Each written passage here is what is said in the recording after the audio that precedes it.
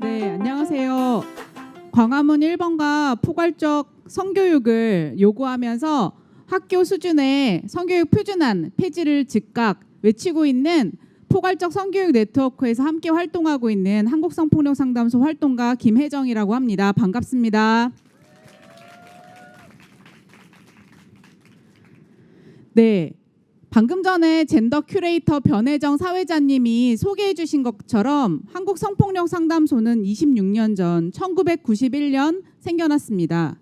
활동한 지 26년, 8만여 건의 성폭력 피해자를 지원하고 또 상담하면서 26년간 어떤 변화가 우리 곁에 있었을까요?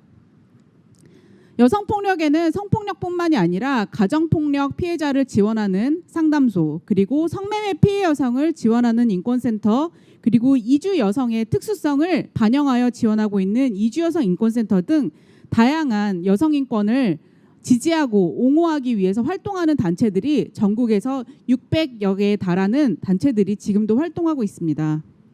그렇지만 여전히 여성에 대한 폭력은 우리 사회에 만연해 있습니다. 2017년도 상반기에 있어온 그런 유명한 많이 알려지기도 한 사건이기도 하고 많이 알려지지 않은 사건들도 제가 표제를 한번 모아봤는데요.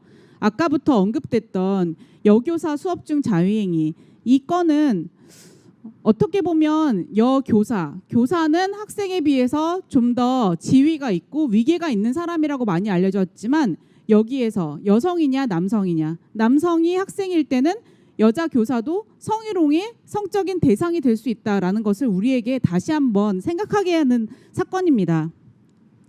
세 번째에 있는 8년 만에 만난 애인을 살해한 후 유기한 50대, 여전히 애인이라든지 이별한 애인, 이혼한 부인, 현재 있는 부인에 대한 가까운 친밀한 폭력은 더 극악해지고 있기도 합니다.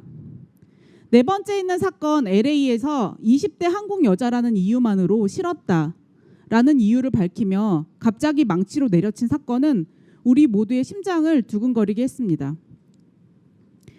여성 혐오가 이제는 사회의 새로운 사회적인 과제로 등극해 있는 그런 시대이기도 합니다.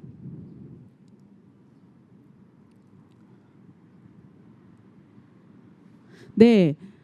방금 전에 사회자님이 소개해 주셨던 것처럼 그동안 많은 여성 인권들의 목소리를 세상에 전달해 왔었던 그런 단체들의 노력으로, 또 많은 여성들의 직접적인 행동으로 법이 만들어져 왔습니다. 그리고 세상에서 유명한 사건이 뉴스를 탈 때마다 국회의원들은, 그리고 정부 부처들은 그것에 대한 대책으로 법을 더 강하게 만들겠다, 형량을 더 높이겠다라고 약속을 했고, 그런 것들을 세상에 내놨습니다. 제일 왼쪽에 보시면 장애인과 그리고 아동에 대한 성폭력부터 형량이 높아졌고요. 그리고 그것이 성인 여성에게도 적용되어서 형량이 높아집니다. 자, 그런데 이렇게 형량이 높아지면 법이 모든 것을 해결해 주지 않는가? 여성 상위 시대가 이미 도래하지 않았는가? 우리나라는 성폭력 한번 걸리면 정말 인생이 망가지는, 남성들에게 굉장히 위협적인 그런 사회가 아닌가? 이렇게 마치 법이 모든 것을 해결해 줄 것 같은 착시 현상을 우리에게 주는 이면에서는 이 피해자가 정말 피해자가 맞는지, 피해자 개인을 의심하고 의혹하는 눈초리와 기준과 잣대가 점점 더 높아지고 있는 현실을 우리는 혹독하게 체험하고 있습니다. 어떻게 보면 이러한 현실 앞에서 우리는 여성이라면 폭력의 피해자가 인생에서 한 번 그 이상은 될 수 있다는 사실, 그리고 전통적인 남성들은 성폭력의 가해자가 되는 것이 어쩔 수가 없다는 이런 사실을 어떻게 보면 우리는 마음속으로부터 깊이 체념하고 있지 않은가 하는 생각이 들었습니다. 제일 오른쪽에 보면은요, 제가 알고 지냈던 20대 초반 남성이 있었는데 여자친구가 MT를 간다고 했습니다. 그랬더니 그 여자친구를 붙들고 1시간 동안을 정말 저 대사를 굉장히 간절하게 말하는 것을 제가 옆에서 봤어요. 나 빼고 정말 다 늑대야. 정말 진짜 네가 몰라서 그래. 얼마나 쓰레기인지 몰라서 그래. 라고 말하는 것을 1시간 동안 지속하면서 MT를 못 가게 말리는 것을 제가 옆에서 눈으로 보면서 정말 남성들이 남성을 향해서 우리가 남성들이 성폭력 가해자가 되고 있는 현실은 어쩔 수가 없어. 네가 바꿀 수가 없어. 나 빼고 라고 하는 얘기를 정말 그렇게 생각하는구나 라는 것을 제가 옆에서 느꼈습니다. 또 왼쪽에 2가지 대사를 보면은요. 국가대표 여자 선수, 운동선수, 그리고 여자 군인인 장교라고 우리가 왠지 몸과 정신이 굉장히 강인한 사람일 거라고 생각하는 그런 여성들도 가정폭력 다들 겪는 거 아니었어요? 라든지 밤길에 택시 탈 때 안 무서운 사람이 어딨어요? 라고 말하는 고백을 듣게 됩니다. 어떻게 보면 이런 사회에서 우리는 여전히 어쩔 수 없다라는 생각을 하면서 살아가고 있는 게 아닌가 하는 그런 생각이 듭니다. 여러분들은 어떻게 생각하시나요?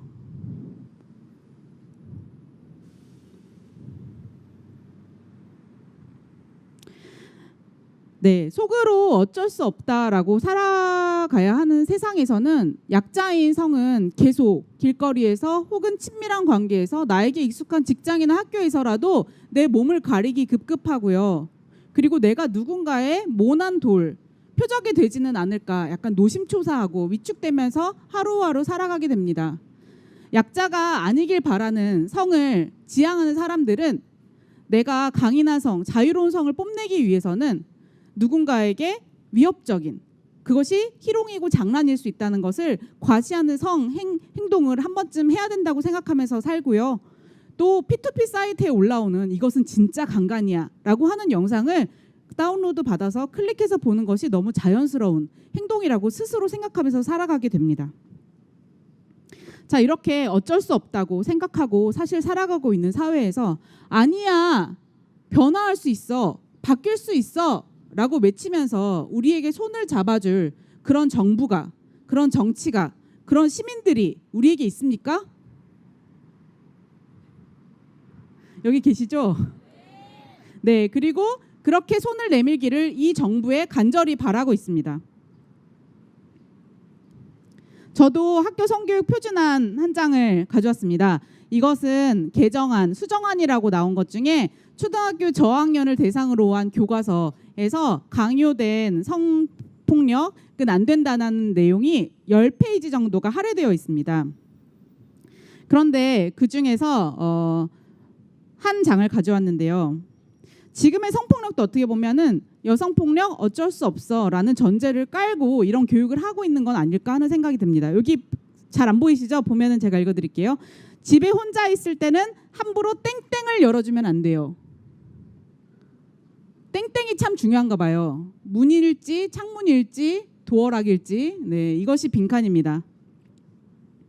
또 밑에 보면 기분 나쁜 접촉이 있을 때는 땡땡이라고 얘기하고 그 상황을 피하세요. 항상 땡땡이나 땡땡들과 함께 여럿이 다녀요. 네, 뭐 친구일지, 뭐 혹은 뭐 부모님을 쓸지 아니면 경비하시는 분을 쓸지는 잘 모르겠습니다.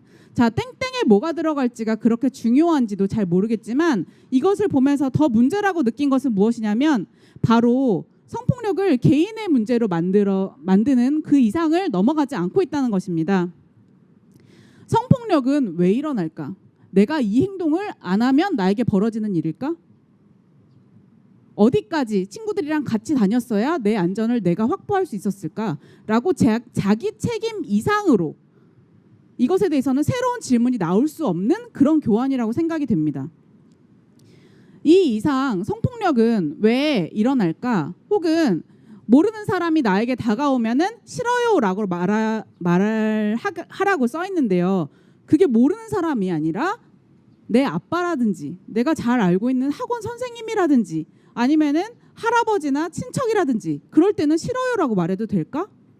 혹은 내 주변에 있다는 신상 공개가 되어 있는 성폭력 가해자가 있다고 들었는데 그 사람은 머리에 뿔이 달렸을까? 아니면 평범하게 생겼을까? 어떤 질문이 우리에게 주어져도 초등학교 저학년에게도 생각할 수 있는지를 울타리를 넘어가지 않는 내용입니다. 그래서 피해자의 책임이 될 수밖에 없는 교환이고요. 그리고 무엇이 바뀌어야 되는지 생각할 수 있는 여지를 주지 않고 나는 어떤 행동을 할 수 있는지를 여지를 주지 않는 그런 교환이라고 생각합니다. 네, 변화는 무엇일까요? 변화는 어떤 문제가 계속 일어나는 그 이유가 무엇인지 알게 되는 거. 그리고 왜 그 문제가 생겨났는지 읽어낼 수 있는 능력. 그리고 변화를 만들기 위한 목표를 계획할 수 있는 능력. 그리고 그것을 몸으로 직접 실천할 수 있는 그런 능력. 이런 것들이 시작될 때 변화는 일어나는 것이 아닌가 하는 생각이 듭니다. 그렇지 않고 안 돼요, 싫어요만 반복하는 교육이라면 30년, 50년, 100년을 반복한다 한들 우리 사회는 아마 바뀌지 않을 겁니다. 네, 이것은 스웨덴 젠더 이퀄리티에 대해서 홍보하고 있는 사이트예요. 네, 스웨덴은 대표적으로 여러분들 많이 아시다시피 젠더 이퀄리티, 즉 성평등을 국가 운영 원리로 채택한 나라입니다. 모든 양육자들은 모와 부가 180일씩 의무적으로 육아휴직을 써야 하고요. 또 한 사람이 합의하에 선택해서 180일을 추가로 육아휴직을 쓸 수 있는 그런 나라입니다. 또 성별 격차를 줄이는 것이 모든 정부 부처 책임자들의 자기 책임으로 인식되어 있는 나라이고요. 성평등한 것이 지속 가능한 사회의 가장 중요한 원리다라는 것을 강력하게 믿고 있는 국가이기도 합니다. 그런데 그중에 가장 중요한 첫 번째가 바로 무엇이냐면요. 바로 교육입니다. 그래서 스웨덴에 있는 젠더 이퀄리티의 부처의 장관은 교육부 차관이기도 한데요. 어떻게 교육을 하냐면 유치원 때부터 대학생이 될 때까지 어떤 성폭력이라든지 무엇은 폭력이야 라고 하지마 라고 배우기보다는 나에게 자연스럽다고 인식되는 남성다움, 여성다움이라는 습관, 그리고 생활 속에서 교실 속에서 일어나는 작은 실천들, 이런 것들을 바꾸는 행동들을 교과에서도 그리고 교실 생활에서도 장려하고 그것을 실현해보게 하고 그것의 결과를 직접 눈으로 보게 하는 이런 일련의 과정이 10몇 년간 펼쳐집니다. 그리고 정부는 실제로 박사과정에 여성이 되게 적었다가 여성이 남성의 숫자를 초과하는 모습을 볼 때까지 그것들을 지원하는 제도를 쓰고 있고요. 왼쪽의 책은 우리 모두 페미니스트가 되어야 됩니다라는 책인데요. 우리는 이것을 좋아하는 몇몇의 층들이 알라딘에서 구매를 하고 계시겠지만요. 스웨덴에서는 작년부터 모든 고등학교 2학년 학생들에게 교재로 제공이 되었는데요. 네, 이 책을 보고 스웨덴에서 어렸을 때 배웠던 젠더 교육보다 조금 더 시시해서 재미없을 거라는 평이 있다고 합니다. 네, 현재 수업 시간 중에서도 성교육 시간 중에서 성폭력 예방 교육도 있고요. 가정폭력, 성매매, 아동학대 예방 교육이 정말 최소의 시간으로 있긴 있는데요. 그렇지만 이제는 좀 다른 교육이 시작되어야 되지 않을까 하는 생각이 듭니다. 성평등의 눈으로 나의 일상과 주변 그리고 세상을 다시 디자인할 수 있는 교육이 시작되어야 합니다. 성폭력은 섹스에 대한 교육만이 아닙니다. 젠더라는 구조를 다시 볼 수 있는 교육이 되어야 하는데요. 왜냐하면 섹스도 젠더라는 구조 속에서 어떨 때는 폭력이 되기도 하고 어떨 때는 욕망이 되기도 하고 어떨 때는 자기결정권이 되기도 합니다. 지금 학교폭력자치위원회에서 학교에서 성폭력 사안이 생기면 그것을 자치위원회에서 규율을 하게 되어 있는데요. 이 젠더라는 구조를 읽지 못하면 어떤 것을 성폭력 사안으로 결정해야 되는지 아닌지를 도저히 판단해낼 수 없는 미궁으로 빠지는 모습을 굉장히 많이 보았습니다. 네, 마지막입니다. 3회 법칙을 이야기하면서 마무리를 하고 싶은데요. 성폭력을 놓고 보자면 세 가지 질문에 대한 답이 우리에게 세 가지 질문에 대한 세 가지 답이 우리에게 있을 수 있는가 하는 교육이 시작되면 어떨까 하는 생각이 듭니다. 첫 번째, 성폭력은 왜 계속 이렇게 일어나는가에 대해서 그 원인을 말할 수 있는 세 가지 설명을 내가 말할 수 있을까요? 두 번째, 나는 어떤 실천을 해서 성폭력이 더 이상 반복되지 않고 막아질 수 있도록 할 수 있는지 내가 해볼 수 있는 실천 세 가지를 떠올리고 계획해 볼 수 있을까요? 혹은 그 계획을 실천하려고 할 때 내 주변에 내 또래 중에서 세 사람의 친구들을 지금 모으고 손잡을 수 있을까요? 여러분은 그런 친구와 그런 계획과 그런 설명들이 여러분 주변에 있으신가요? 네, 이 세 가지 질문에 대한 세 가지 답이 우리 안에 있다면 우리는 좌절하지 않고 이 사회는 원래 그래 라고 체념하지 않고 이제 변화하고 나도 변화하고 변화하는 세상을 보면서 좀 더 기운 있게 살아갈 수 있지 않을까 하는 생각이 듭니다. 그런 성평등 교육 문재인 정부 시작할 수 있을까요? 네, 감사합니다.